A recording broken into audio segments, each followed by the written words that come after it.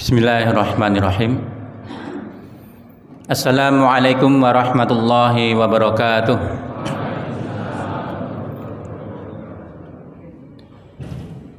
Alhamdulillah, nahmaduhu wa nasta'inuhu wa nastaghfiruh wa na'udzu billahi min shururi anfusina wa min sayyiati a'malina. May yahdihillahu fala mudilla lah wa ma yudlilhu fala hadiyalah. Asyhadu an la ilaha illallah wahdahu la syarikalah wa asyhadu anna Muhammadan abduhu wa rasuluh. Allahumma salli ala Muhammad wa ala ali Muhammad. Qala Allah ta'ala fil Qur'anil Karim, a'udzu billahi minasyaitonir rajim. Ya ayyuhalladzina amanu taqullaha haqqa tuqatih wa la tamutunna illa wa antum muslimun. Ya ayyuhalladzina amanu taqullaha wal tanzur nafsum ma qaddamat lighad wattaqullaha innallaha khabirum bima ta'malun. Alhamdulillah, segala kita memuji pada Allah Subhanahu wa taala atas kesempatan kita untuk berkumpul bersama di pagi yang mulia ini. Setelah kita melaksanakan sholat jamaah, kemudian berzikir, kemudian kita isi dengan thalabul ilmi, maka ini adalah bentuk kebaikan Allah yang karuniakan pada kita semua berupa hidayah, iman dan kemudahan untuk melangkahkan kaki kita untuk menuju ke masjid yang mulia ini. Karena betapa kita bayangkan jika hidayah Allah ini tidak ada pada diri kita, betapa beratnya kita ini melangkahkan kaki, bahkan bangun itu juga berat kalau belum dapat hidayah dari Allah Subhanahu wa taala. Maka kenikmatan yang paling utama yang Allah berikan kepada kita selain kenikmatan-kenikmatan yang mungkin bisa kita nikmati berupa jasmaniah, berupa kesehatan, berupa waktu luang, berupa kesempatan, dan berupa rizki yang Allah selalu karuniakan kepada kita, maka kenikmatan yang paling berharga ini adalah hidayahnya, sehingga meringankan kita untuk senantiasa melakukan amal-amal ketaatan kepada Allah Subhanahu wa taala. Kemudian yang kedua, tak lupa senantiasa kita mengucapkan sholawat serta salam kepada baginda Nabi besar Muhammad sallallahu alaihi wasallam, yang mana beliau ini menjadi teladan bagi kita. Laqad kana lakum fi rasulillahi uswatun hasanah. Telah ada pada diri Rasul ini teladan yang baik. Maka kita meneladani bagaimana Rasulullah dalam kehidupannya. Tidak hanya kita meneladani dalam ibadahnya saja. Tentu dalam ibadah kita selalu meneladani Nabi. Karena setiap amal yang kita lakukan, kita sandarkan sebagaimana Nabi dan para sahabatnya melakukannya. Kemudian juga dalam kehidupan sehari-hari, bagaimana Nabi bermuamalah dengan teman-temannya, dengan sahabat-sahabatnya, bagaimana Nabi mendidik keluarganya, bagaimana Nabi dalam menjalankan amanah sebagai pemimpin, dan lain sebagainya, perintah-perintah Nabi, dan begitu juga ucapan-ucapan Nabi yang kemudian menjadi pedoman bagi kita untuk kita laksanakan, sehingga dengan itu kita menjauh dari jalan jahiliyah menuju kepada jalan yang penuh dengan cahaya dan petunjuk dari Allah Subhanahu wa taala. Jamaah salat subuh rahimakumullah, subuh ceria yang memang ceria ya. Kita bentuk forum yang ceria tetapi tetap hikmat, dan semoga dengan keceriaan ini tidak menghalangi ridhonya Allah kepada kita semua.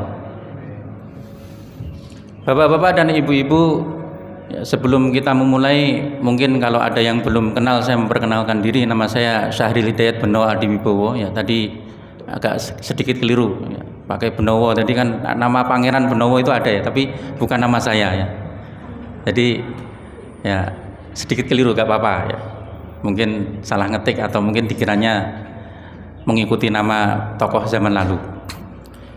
Kemudian saya berasal dari Desa Banaran, Sambung Macan, ujung timurnya Sragen, bahkan ujung timurnya Jawa Tengah.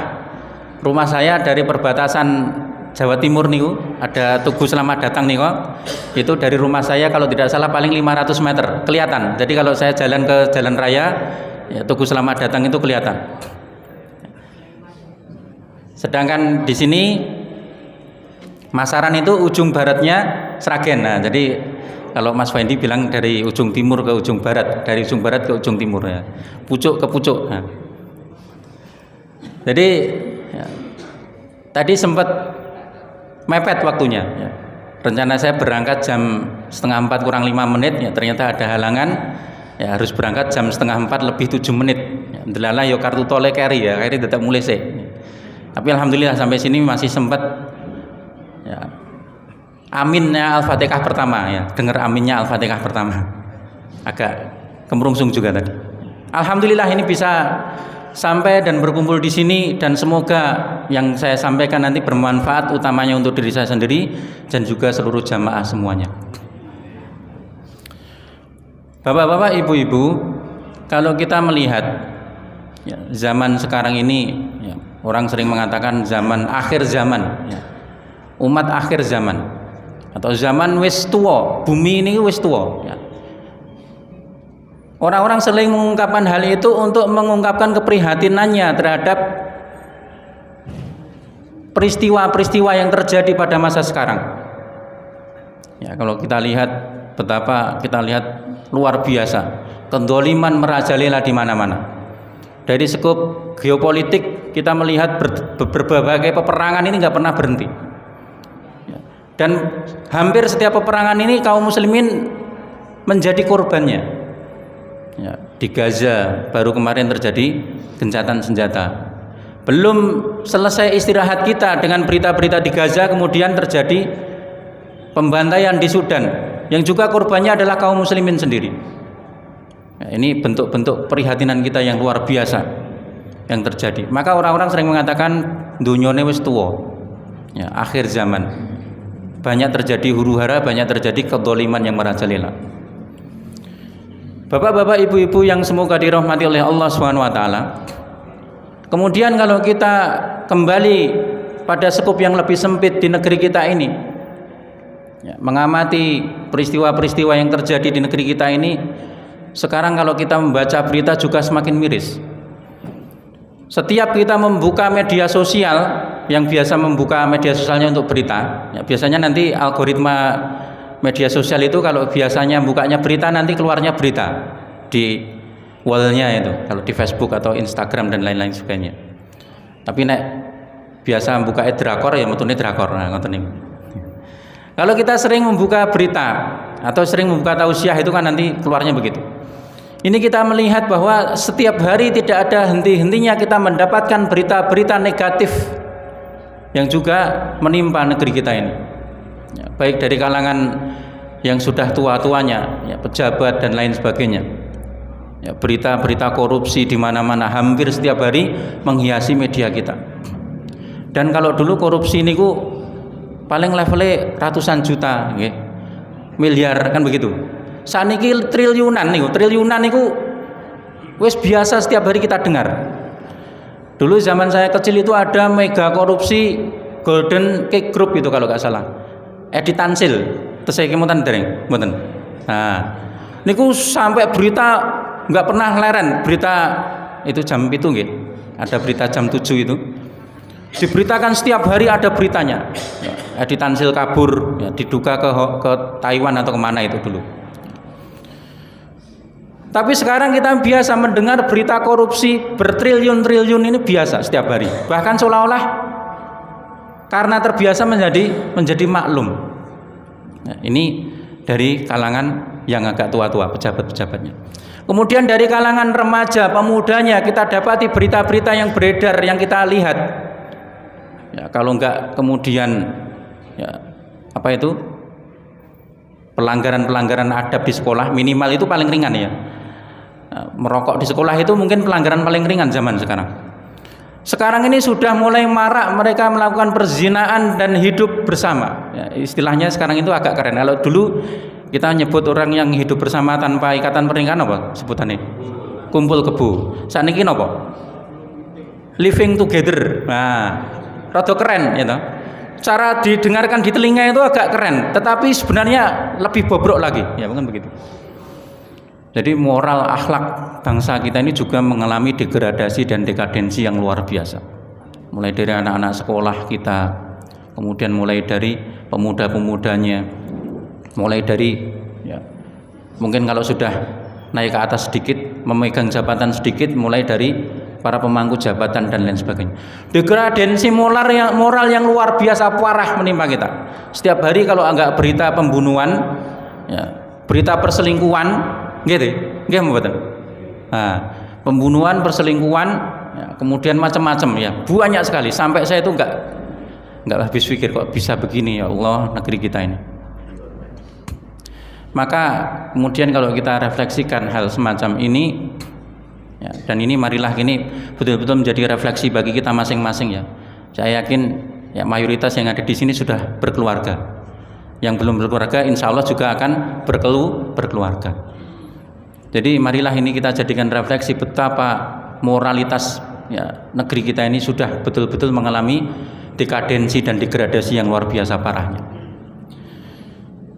Kemudian kalau kita melihat hal semacam ini, tentunya yang menjadi evaluasi, bahan yang menjadi evaluasi bagi kita semua, tentunya masalah apa nih? Nek ngeten iki.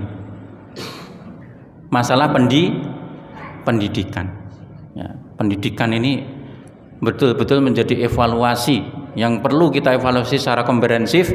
Kalau negara tidak mampu memperbaiki sistem pendidikan yang lebih berakhlak mulia, maka marilah ya, kita garap bersama dari lingkungan kita, jamaah-jamaah masjid.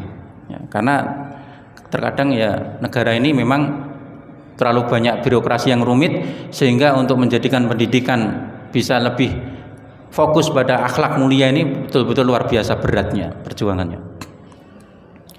Kemudian kalau pendidikan, ya sekali lagi kalau kita mengarah ke pendidikan, niku tugasnya sinten bapak-bapak ibu-ibu? Tugas guru, bapak ibu, masya Allah ya. Jadi sebenarnya pendidikan itu adalah tugas dari rumah kita masing-masing. Ada ungkapan frasa dalam bahasa Arab, al-ummu madrasatul ula. Napa niku artosipun? Ibu itu adalah madrasah yang pertama. Ya, ini bukan hadis ya, tapi frase, ada peribahasa dalam bahasa Arab. Al-ummu madrasatul ula. Madrasah yang pertama itu adalah ibu ya, atau rumah. Ya.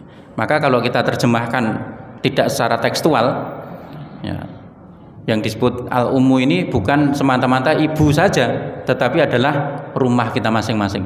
Sebagaimana Rasulullah SAW bersabda, yang ini insya Allah sudah populer ya, dalam hadis yang diriwayatkan Imam Bukhari dan Imam Muslim, ma min mauludin illa yuladu alal fitrah fa abawahu yuhawidanihi au yunassiranihi au yumajjisanihi. Setiap anak itu lahirnya dalam keadaan fitrah, artinya bersih hatinya. Fitrahnya itu adalah fitrah iman pada Allah Subhanahu wa taala. Bersih dari apa? Bersih dari kesyirikan, bersih dari kekufuran. Fitrahnya anak yang baru lahir. Kemudian menjadikan mereka Yahudi, menjadikan mereka Nasrani, yang menjadikan mereka Majusi adalah orang tuanya. Ya, maka kembali kalau kita fokus pada pendidikan, maka apa? Pendidikan yang pertama itu adalah di rumah kita masing-masing. Bagaimana seorang anak nanti dewasanya menjadi seorang muslim yang taat, atau justru menjadi orang-orang yang kufur kepada Allah Subhanahu wa taala. Semuanya kembali ke rumah kita masing-masing. Paling pokok utama pendidikan itu adalah di rumah kita masing-masing. Jadi kalau kemudian kita melihat ya, degradasi moral ya, yang luar biasa begini, kita nggak bisa menyalahkan pemerintah. Justru kita menyalahkan rumah-rumahnya kaum muslimin ya, karena mayoritas bangsa kita ini kan Islam. 89, sekian persen kalau tidak salah, atau bahkan mungkin 90% gitu. Itu muslim. Berarti yang 20 atau 21% yang non muslim. Kalau penduduk kita ini adalah 276 juta beberapa waktu yang lalu, ya saya membaca, mungkin tahun atau bulan saya lupa. Berarti yang Islam itu sekitar 250 juta. Bayangkan kalau 250 juta penduduknya yang Islam ini memahami betul ya, bahwa pendidikan yang paling utama itu adalah di rumah kita masing-masing. Tentunya akan berbeda insya Allah. Jadi kita nggak bisa nyalahkan pemerintah. Justru betapa umat Islam ini mungkin sudah mulai melupakan visi yang sangat penting dalam rumah tangganya. Visi utama dalam rumah tangga, visi utama ketika membangun rumah tangga adalah pendidikan dalam rumah tangganya masing-masing. Ya mungkin begitu, mayoritasnya begitu. Karena kalau dilihat statistik 250 juta. Sedangkan 250 juta ini kalau mereka betul-betul bisa mendidik dengan baik keluarganya, ya tidak akan separah sekarang ini kerusakan moral yang ada di negeri kita. Maka ini menjadi refleksi dan koreksi bagi kita, introspeksi bagi kita semua. Bukan kita menyalahkan kemana-mana, bukan kita nuding kemana-mana. Bapak-bapak, ibu-ibu yang semoga dirahmati oleh Allah Subhanahu wa taala, sebagaimana Allah Subhanahu wa taala berfirman, ya ayyuhalladzina amanu qu anfusakum wa ahlikum naro.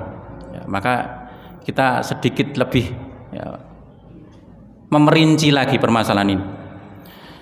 Allah Subhanahu wa taala berfirman kepada hamba-hambanya yang beriman, yang dipanggil hanya hamba-hambanya yang beriman, bukan ya ayuhan nas, bukan semua manusia, tapi khusus hamba-hamba Allah yang beriman. Artinya orang-orang yang beriman pada Allah dan Rasulnya, orang-orang yang beriman pada hari akhirnya, orang-orang yang beriman pada takdir dan qadarnya Allah Subhanahu wa taala, yang rukun iman yang 6 itu. Yang dipanggil hanya hamba-hamba Allah yang beriman, yang mengimani rukun iman yang 6 tadi. Yakni apa perintahnya? Ya, setelah biasanya Allah memanggil ya ayyuhalladzina amanu, para ulama mengatakan pasti setelah itu ada perintah yang sangat penting. Ya, bagaimana kita melihat perintah puasa, kita melihat perintah-perintah yang lain, semuanya perintah-perintah yang sangat penting itu diawali dengan ya ayyuhalladzina amanu. Kemudian qu anfusakum wa ahlikum naro. Jagalah dirimu dan keluargamu dari api neraka. Waquduhan nasu wal hijarah. Yang bahan bakarnya itu adalah apa? Manusia dan batu. Nah, jadi neraka niku mengke sumben niku bahan bakarnya manusia dan batu. Nah, kita zaman sekarang bahan bakar yang paling populer napa? Saking minyak bumi, ya, bahan bakar minyak BBM untuk kendaraan atau untuk pembangkit listrik, ya, dan juga batu bara kayak begitu. Tapi nanti niku kan panasin dunia niku tidak ada 1/70 dari panasnya api neraka. Ya, kata Rasulullah SAW, panasnya api neraka itu, panasnya api dunia ini, panasnya api neraka itu 70 kali dari panasnya api dunia yang paling panas. Ya. Maka neraka nanti yang begitu panasnya 70 kali lipat dari panasnya api dunia itu ternyata bahan bakarnya adalah manusia dan batu. Naudzubillah, tsumma naudzubillah. Bapak-bapak, ibu-ibu yang semoga dirahmati oleh Allah Subhanahu wa taala. Ya. Maka di sini ada kalimat qu anfusakum, jagalah dirimu. Ya. Wa ahlikum, baru setelah itu keluargamu. Jagalah diri kita dari api neraka. Bagaimana cara kita menjaga diri dari api neraka, bapak-bapak, ibu-ibu? Caranya pripun? Pengen menjaga diri dari api neraka niku caranya pripun? Menjalankan ketaatan pada perintah-perintah Allah dan menjauhi seluruh larangan-larangan Allah Subhanahu wa taala. Ya.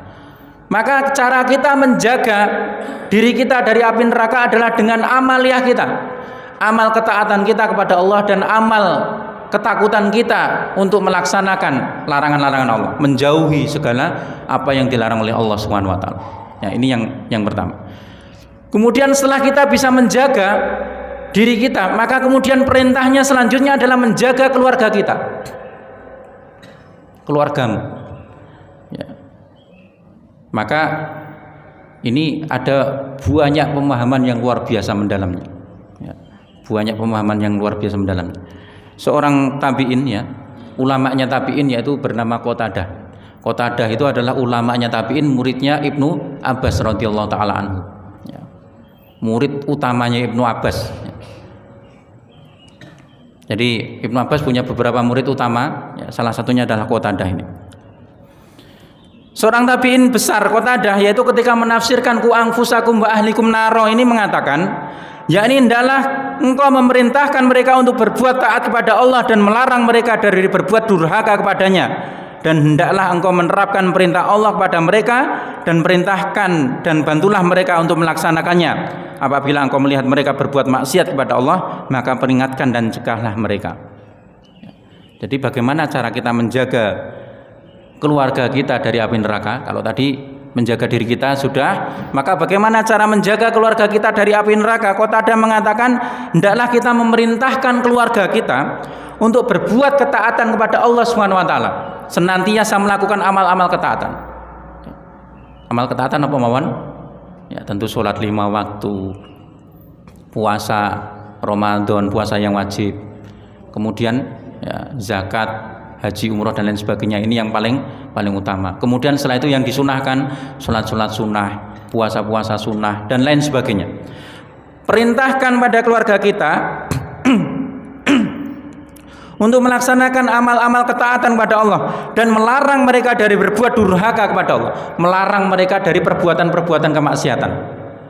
Perbuatan maksiat ini apa? Perbuatan-perbuatan yang dilarang oleh Allah Subhanahu wa taala, tentunya yang diharamkan oleh Allah Subhanahu wa taala.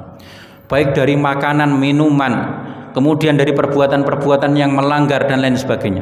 Semuanya itu hendaklah kita larang bagi mereka. Kita beritahu bahwa ini haram, enggak boleh. Enggak boleh ya. Kamu sudah mulai balik, ya, maka kamu nggak boleh melihat ya, wanita yang lain yang bukan mahram tanpa ada kepentingan dan udzur. Ya, nggak boleh. Dan ini sebagainya, nasihat-nasihat, larangan-larangan terhadap apa-apa yang Allah haramkan. Setelah kita mengajarkan perintah-perintah ketaatan pada Allah, mengajarkan bagaimana caranya sholat, bagaimana caranya puasa, fikih sholat, fikih puasa, mengajarkan bagaimana dalam bermuamalah kepada sesama temannya, akhlaknya bagaimana, akhlak kepada guru bagaimana. Ya, kita lihat sekarang ini anak-anak sekarang kalau guru semakin rucak, ya, barang rucak dijewer karo guru nih lapor polisi wong tuane. Ya, maka ini tidak sesuai. Seharusnya kalau di rumah dibekali, lene karo pak bapak karo ibu guru sing sopan. Ya, nek kowe ditukani ya dirungokne. Coba bayangkan kalau anak-anak itu semuanya dinasihati begitu, kira-kira ada nggak anak yang nantang guru? Ya, atau bahkan kemudian ketika dijewer gurune malah buke lapor polisi, maka nggak mungkin seperti itu terjadi. Ya, kejadian yang terakhir dan beberapa kejadian, banyak sekali kejadian yang begitu. Guru malah justru disalahke, padahal niatnya guru adalah mendidik anak. Bocah ngerokok nang sekolahan ngelanggar, dijewer, malah gurunya dilapor ke polisi. Herannya lagi justru kok ya malah diusut. Seharusnya kan kalau aparat itu pro pada guru, ya malah dinasihati harusnya orang tua itu. Ya. Jadi memang tidak hanya berlandaskan pada hukum normatif saja, tetapi seorang aparat itu juga harus mengedepankan hati dan jiwanya. Tidak hanya teksnya memang melanggar undang-undang, ya, tetapi bagaimana sebenarnya aplikasinya itu kan jiwa kita sebagai manusia yang seharusnya kita hidupkan sehingga betul-betul hukum itu sesuai dengan manusiawi, kan begitu? Ya, bukan kemudian langsung justru teksnya begini ya wis, nah, bukan begitu. Maka hendaklah kita memerintahkan mereka untuk berbuat ketaatan kepada Allah dan melarang mereka dari perbuatan durhaka kepada Allah. Dan hendaklah engkau menerapkan perintah Allah kepada mereka dan perintahkan dan bantulah mereka untuk menjalankannya. Ini bagaimana maksudnya? Hendaklah engkau menerapkan perintah Allah kepada mereka, artinya adalah menerapkan perintah Allah kepada mereka, memberikan keteladanan. Pendidikan yang paling utama itu adalah dengan keteladanan. Sebelum kita menasihati dengan lisan kita mulai dengan keteladanan. Tidak kemudian kita perintahkan yang tidak orang nyontoni. Teladan niku nyontoni bapak-bapak ibu-ibu. Kalau wis adzan nang masjid, ning bapak ijik nonton Facebook. Nah, ini Mbok sampai mulut kita berbusa-busa memerintahkan kepada anak kita, seandainya anak kita pun mau datang ke masjid bukan karena ibadah atau ikhlas, berarti karena apa? Ya semata-mata nggur nglaksanake perintah Pak ora eneng ya wis bar. Ya, karena tidak ada keteladanan. Nek bar magrib ki maca Quran ngandani anake. Ning bapake nonton TV. Ya. Nah, maka ini bukan pas ya. Harus dimulai dari diri kita. Ya ini apa? Menerapkan perintah Allah kepada mereka, artinya kita memberikan teladan bagi anak-anak kita. Nasihat yang paling penting dan berharga adalah keteladanan.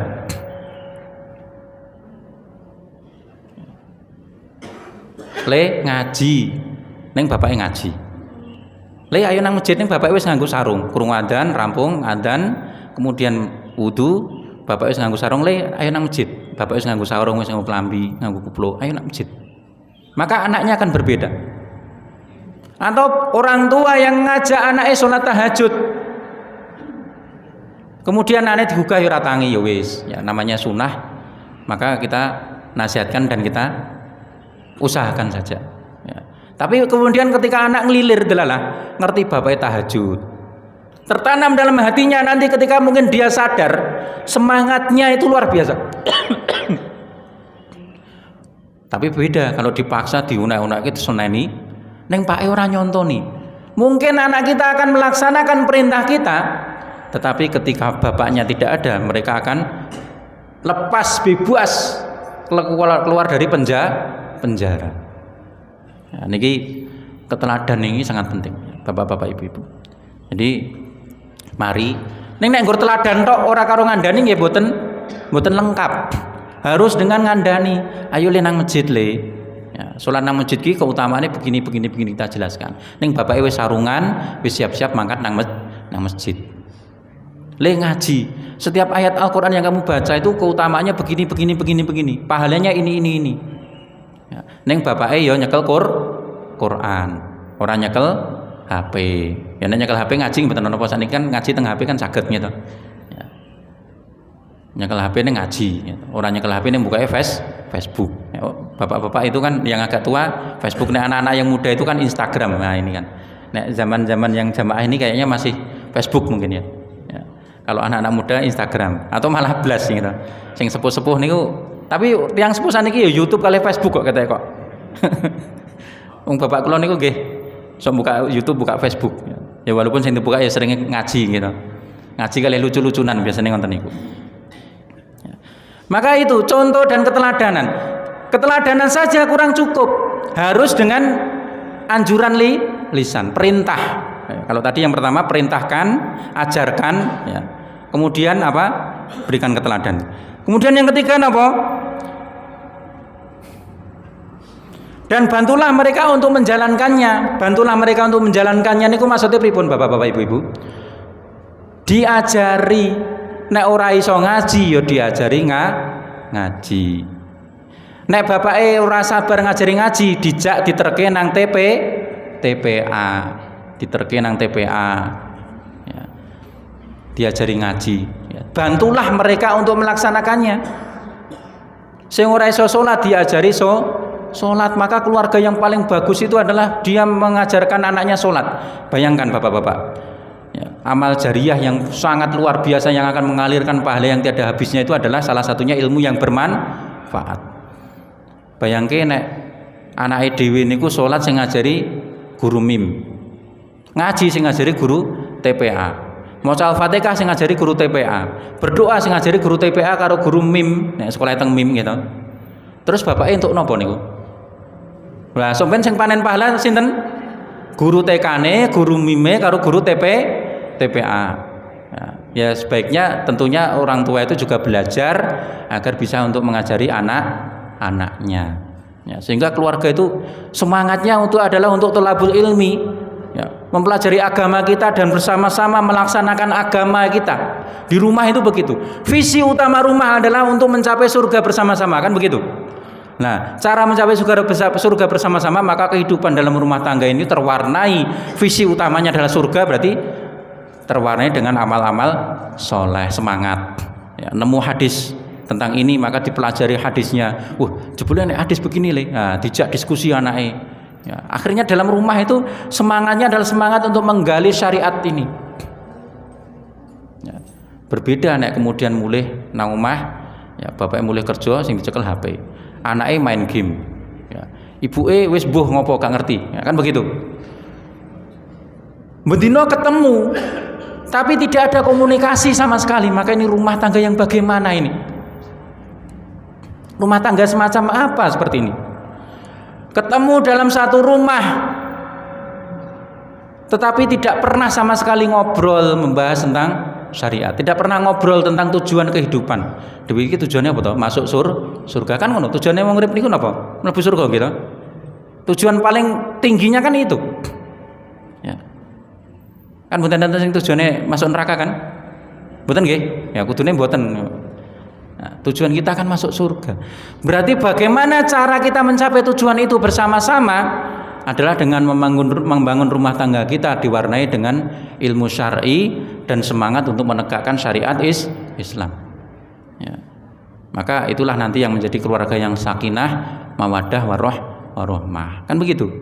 Ya, nek keluargane ora tau ketemu, ya pake sibuk dhewe, anake sibuk dhewe, bojone ya sibuk dhewe, gak tau ketemu, gak tau ngobrol. Bisa enggak disebut sakinah? Mboten saged. Mboten saged. Maka inilah yang menjadikan tugas PR besar bagi kita. Bagaimana kemudian kita memerintahkan anak kita, bagaimana kita memberi keteladanan pada anak kita, bagaimana kita mengajarkan anak kita untuk memahami ilmu agama ini. Utamanya tentunya adalah ilmu agama, adab dan akhlak, dan juga bagaimana cara kita melakukan ketaatan kepada Allah Subhanahu wa taala. Ini yang betul-betul menjadi visi dalam rumah tangga kita masing-masing. Biasanya dijamin Bapak-bapak. Jam surup jam pinten?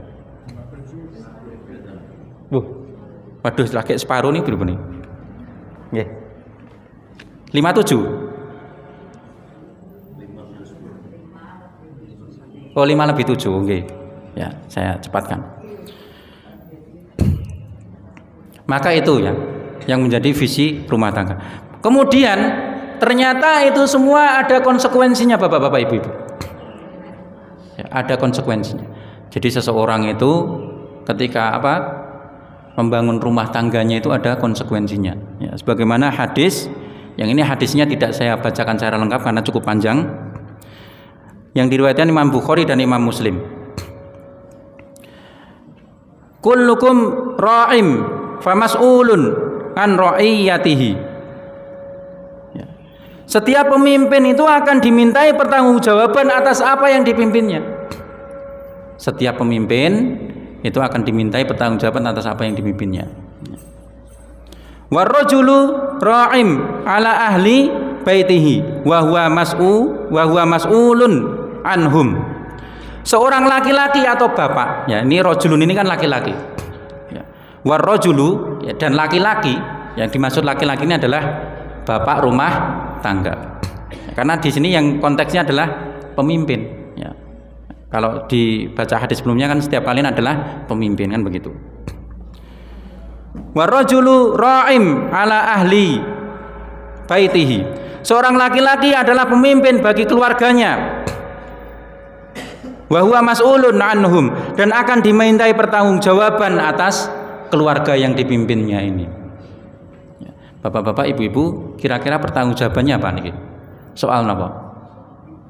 Ya, tentunya soal menafkahi, mencukupi kebutuhan mereka. Ini yang pertama. Yang kedua yang juga tidak kalah pentingnya adalah bagaimana mendidik anak-anak kita, mengajarkan mereka tata cara ibadah kepada Allah Subhanahu wa taala, mengajarkan mereka bagaimana adab dan akhlak yang mulia. Mendidik mereka, ini tanggung jawab mereka, dan kita akan dimintai pertanggungjawaban oleh Allah Subhanahu wa taala atas apa yang kita kerjakan pada keluarga kita. Ya, kalau percepat mawon. Kita pun do ningali jam. Ibnul Qayyim rahimahullah mengatakan, siapa saja yang mengabaikan pendidikan anaknya dalam hal yang berguna baginya, siapa saja yang mengabaikan pendidikan anaknya dalam hal yang berguna baginya, yang tentunya paling berguna itu kan agama kan, sebagaimana Rasulullah SAW bersabda, "Man yuridillahu bihi khairan yufaqihu fiddin." Ya. Salah satu tanda yaitu Allah menginginkan kebaikan atasnya adalah difahamkan dia dengan ilmu agamanya. Ya, maka ini yang menjadi prioritas dalam pendidikan. Siapa saja yang mengabaikan pendidikan anaknya dalam hal-hal yang berguna baginya, lalu dia membiarkan begitu saja, berarti dia berbuat kesalahan yang fatal. Ya, berarti dia telah berbuat kesalahan yang fatal. Mayoritas penyebab kerusakan anak adalah akibat orang tua yang mengabaikan mereka. Mayoritas penyebab kerusakan anak yang terjadi di negeri kita sekarang ini adalah orang tua yang mengabaikan mereka. Anak wani karo guru nang sekolah ngerokok, nantang gurune, diulang malah ngece dan lain sebagainya, adalah karena orang tua mengabaikan mereka serta tidak mengajarkan berbagai kewajiban dan ajaran agama. Orang tua yang menelantarkan anak-anaknya ketika masih kecil telah membuat mereka tidak berfaedah bagi diri sendiri dan bagi orang tua ketika mereka telah dewasa. Ya. Orang tua yang mengabaikan anaknya setelah kecil tidak berfaedah bagi dirinya sendiri, mengabaikan anaknya dari pendidikan ini. Tidak berfaedah, kenapa? Karena anak-anak itu tidak tahu cara amal soleh, tidak tahu bagaimana menghindari larangan-larangan Allah SWT, tidak tahu, maka tidak berfaedah hidupnya. Maka justru itu adalah sesuatu yang merugikan bagi diri mereka. Dan juga tidak berfaedah bagi orang tuanya. Sebagaimana kita ketahui bahwa amal itu akan terputus kecuali 3. Apa? Yang salah satunya anak yang soleh. Tidak berfaedah bagi orang tuanya karena tidak tahu cara mendoakan orang tuanya. Ada orang tua yang mencela anaknya yang durjana. Jadi ada orang tua yang mencela anaknya yang durjana. Maka anak itu mengatakan, "Ya wahai ayah, sesungguhnya dulu engkau telah berbuat durhaka pada diriku." Artinya apa? Tidak memperdulikan pendidikan bagi anaknya, mengabaikan pendidikan anaknya. Maka aku pun menelantarkanmu ketika engkau telah tua renta. Naudzubillah, tsumma naudzubillah. Ya. Maka marilah ini menjadi refleksi bagi kita di Ahad pagi ini. Ya, semoga bisa menjadikan kita semakin baik. Kita tidak perlu menyalahkan kerusakan moral bangsa kita ini, tidak perlu menyalahkan kemana-mana, semuanya kembali kepada keluarga kita masing-masing. Bayangkan kalau 250 juta umat Islam ini sadar tentang pendidikan, prioritas pendidikan bagi keluarganya, maka insya Allah pasti negeri kita ini akan berubah dengan kebaikan. Kalau anak-anak yang menjadi generasi penerus itu memiliki moral dan akhlak yang mulia, maka apa? Maka tentunya negeri kita akan menjadi negeri yang baldatun thayyibatun warubun ghafur. Kan begitu. Ya, tetapi kalau anak-anak kita telantarkan, maka mereka tidak berfaedah untuk diri mereka sendiri, tidak berfaedah untuk kita sendiri, dan juga tidak berfaedah untuk negara kita bersama-sama. Ya, maka marilah ini kita jadikan refleksi bagi kita. Janganlah kemudian nanti hal semacam ini menjadi bumerang bagi kita. Di akhirat nanti kita akan ditanya dan dipintai pertanggungjawaban atas anak-anak kita. Sing wis mondoke anake kudu diperhatikan waktu pulang di rumahnya. Betapa banyak anak-anak yang mondok tidak jadi dalam pendidikannya. Kenapa? Karena setelah di rumah kemudian diberikan kebebasan sebebas-bebasnya. Nang pondok sholat 5 waktu dioyak-oyak ustate, ngaji dijadwalke, belajar dijadwalke, barang nang omah biar nyekel HP belas ra pernah dinasihati, tidak pernah ditegur oleh orang tuanya. Sholat nang masjid wayah adzan wis komat, anak ejek nyekel HP padahal santri. Ya. Maka ini akan dimintai pertanggungjawaban di akhirat nanti orang-orang semacam ini. Ya, maka marilah kemudian betul-betul menjadi refleksi bagi kita, mendidik anak kita dengan sebaik-baiknya. Jauhkanlah mereka dari perbuatan-perbuatan maksiat. Beritahu bahwa ini maksiat, ini dosa le, jangan kamu lakukan. Ayo nang masjid le. Walaupun sudah nyantri, mereka butuh bimbingan dan pendidikan orang tua, karena pertanggungjawaban pendidikan adalah orang tua, bukan pondok pesantren atau guru. Ya, demikian mungkin yang dapat saya sampaikan, semoga bermanfaat dan betul-betul ya, saya harapkan ini upaya kita untuk merubah bangsa kita menjadi yang lebih baik, negeri kita menjadi negeri yang lebih baik. Dengan apa? Dengan keluarga yang masing-masing di rumah kita masing-masing menjadi keluarga yang sakinah, mawaddah warahmah. Akhirul kalam, billahi fisabilil haq fastabiqul khairat. Assalamualaikum warahmatullahi wabarakatuh.